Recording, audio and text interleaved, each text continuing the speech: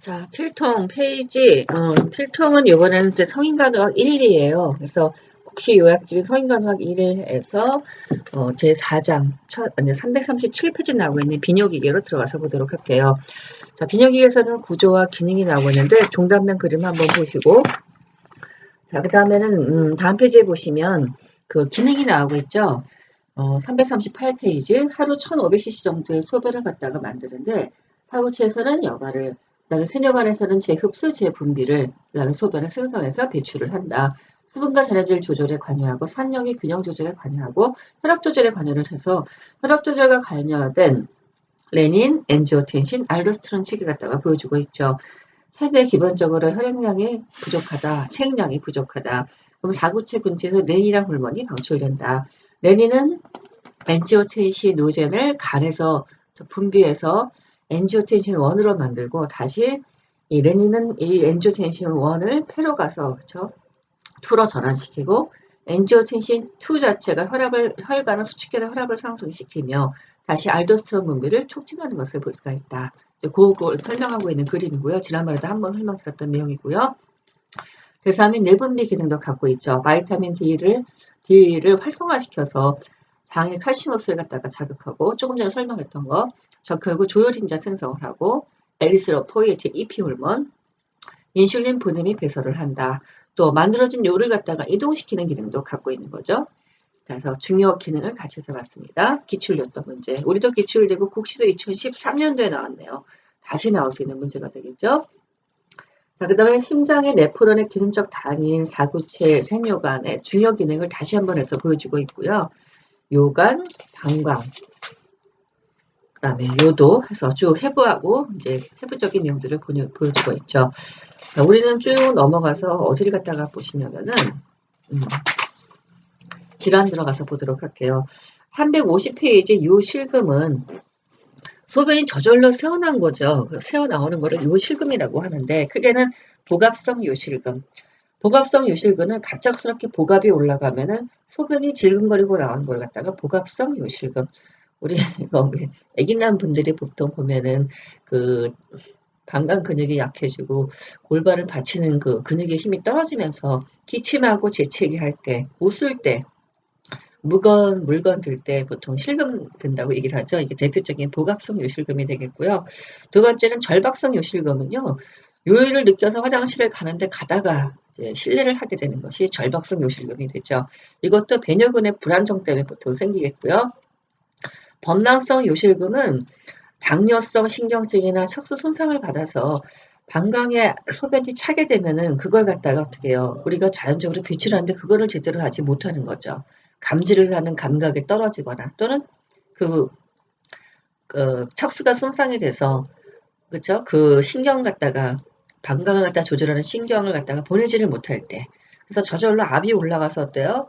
압이 올라가면은 방광 입장에서는 소변을 갖다가 그 압 때문에 밀어내게 되겠죠. 그래서 그렇게 나오는 거를 범랑성 요실금이라고 얘기를 하고 기능성 요실금은 노년기 기능 장애나 보통 균형 감각 같은 것이 원인이 돼서 생기는 것을 기능성 요실금이라 얘기를 한다.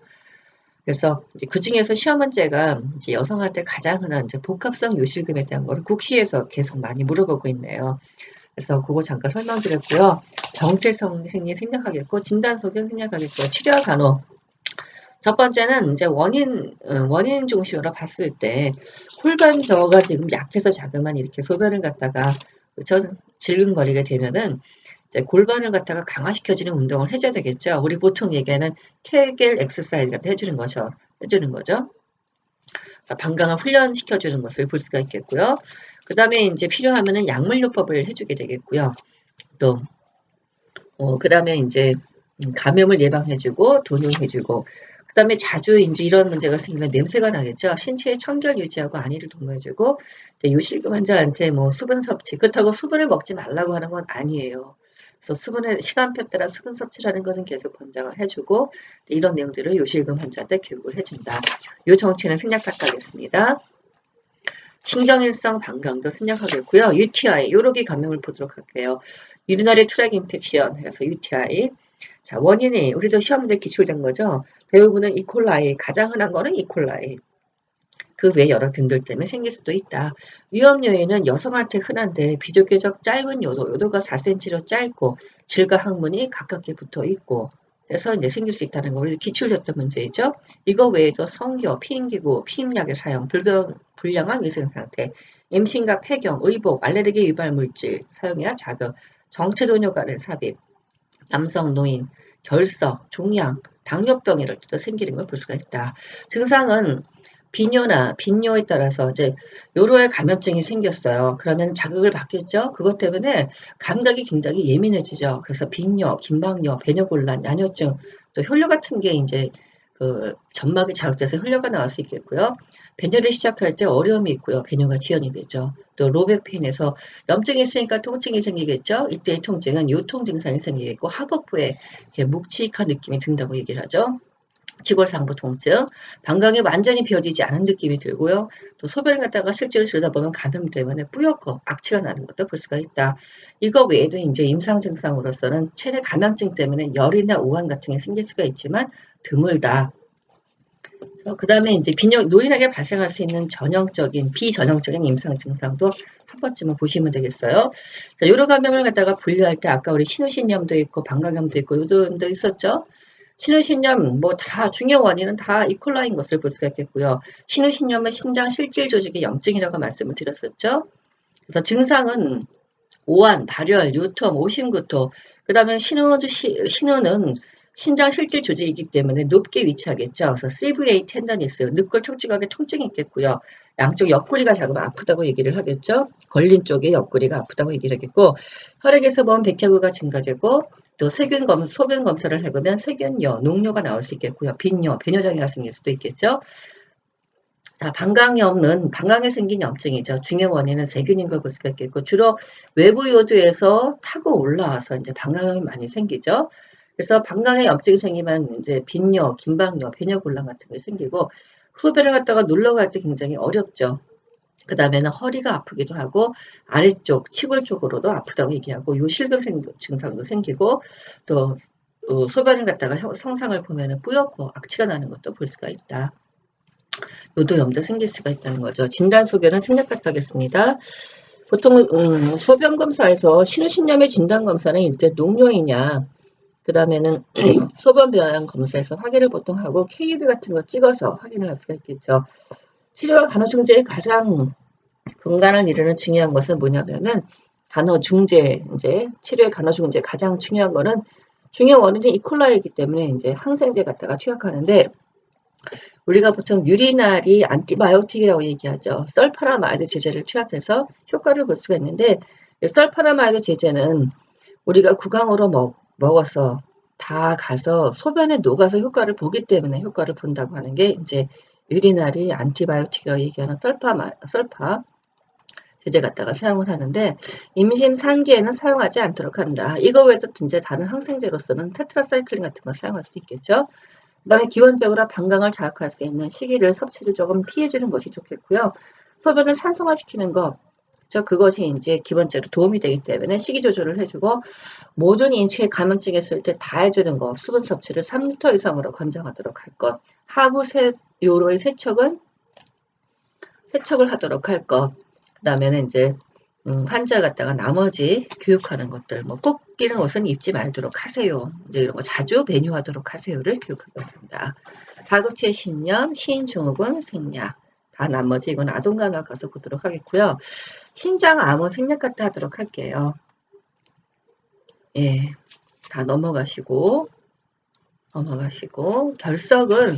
결석에서 보면은 일으키는 음식들이 있잖아요. 그 정도만 한 번쯤은 보도록 하세요. 페이지 372페이지에 보시면 시기가 나오거든요. 그래서 차, 코코아, 인스턴트 이런 거 시험 문제가 한번 나온 적이 있었어요. 넘어가시고요. 기출되었던 376페이지 나오고 있는 ARF로 들어가서 보도록 할게요. 신부전증 보도록 할게요. 시험 문제는 만성만 일단 나왔지만 이제 급성 신부전부터 보도록 하죠.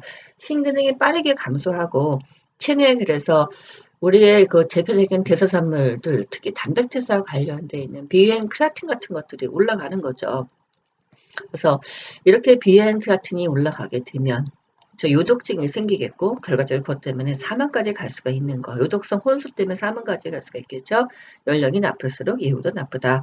흔한 원인, 그럼 왜 신장이 갑자기 고장이 나는 거냐. 가장 흔한 원인은 저혈압 또는 신전성 저혈량을 들 수가 있다. 그래서 보통 우리가 신장을 중심으로 해서 신장에 오기 전이냐, 신전성.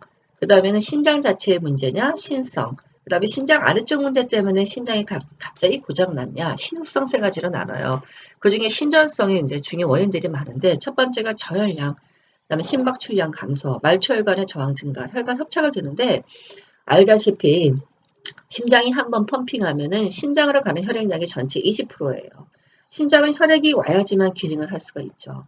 심장이 고장이 나거나 문제가 생겨서 신장 간의 혈류량이 줄게 되면 결과적으로 신장도 기능이 떨어지면서 레날 샷다운이라고 얘기를 하죠. 그래서 그것 때문에 우리가 시간당 그 유린 아웃풋 측정을 하는 이유가 되는 거잖아요. 그래서 이제 그런 신전성 원인이 있겠고 신성 원인도 있다.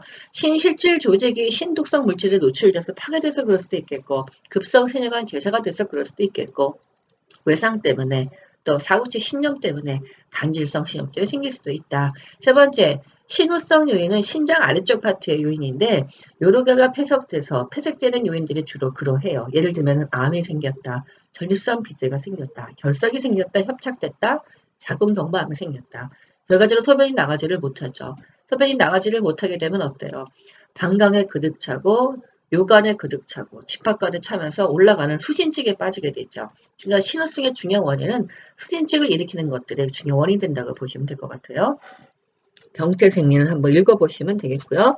자, 급성 신부전의 단계와 특징인데 어떤 요인이든지 급성 신부전이 생겼을 때 바로 해서 신장이 완전히 고장나는 것이 아니라 이 시기를 제대로 케어를 하지 못하면 결국은 이제 완전히 고장나게 되는데 급성 신부전은 일단 시작 시기가 있죠. 유발 요인 때문에 일단 시작이 돼서 증상이 발현되고 혈청 비위엔 크라틴이 상승하죠. 그리고 난 다음에 이제 신장이 기능을 잠깐 멈추게 되면 핍력으로 들어서게 되죠.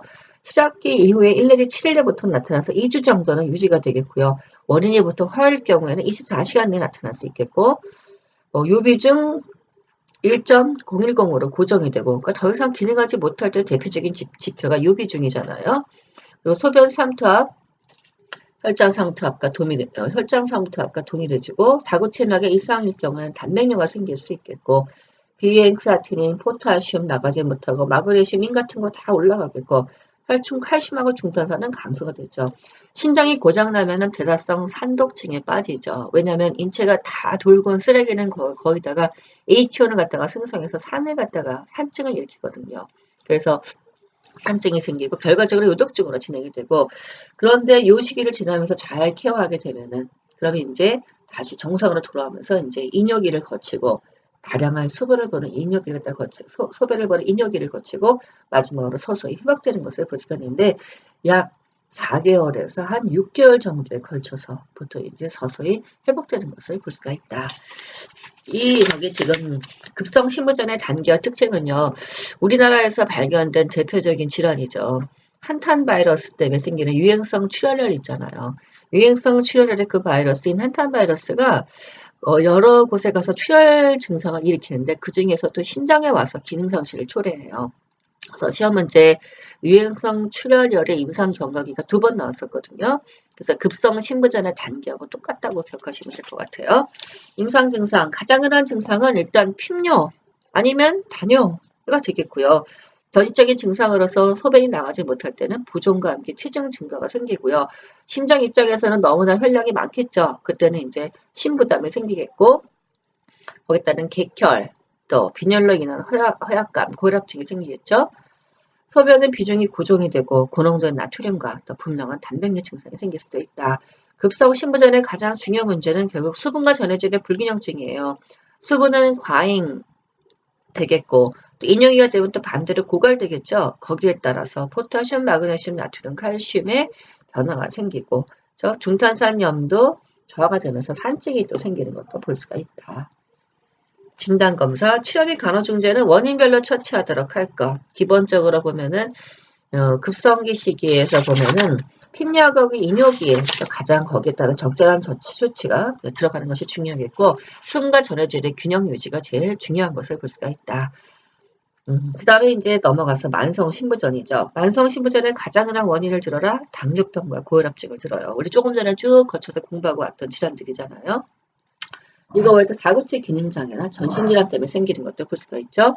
자, 만성신부전은 급성신부전이 제대로 처치가 안 됐어요. 또는 당뇨병이 서서히 진행되면서 고혈압증이 서서히 진행되면서 결과적으로 신장에 있는 중요 혈관계의 변화가 생겨서 결국은 만성적으로 신부전이 빠져서 결국은 투석을 하거나 이식을 받지 않으면 사망까지 가는 단계가 만성인 것을 볼 수가 있죠. 병태생님의 임상 증상, 신장의 변화.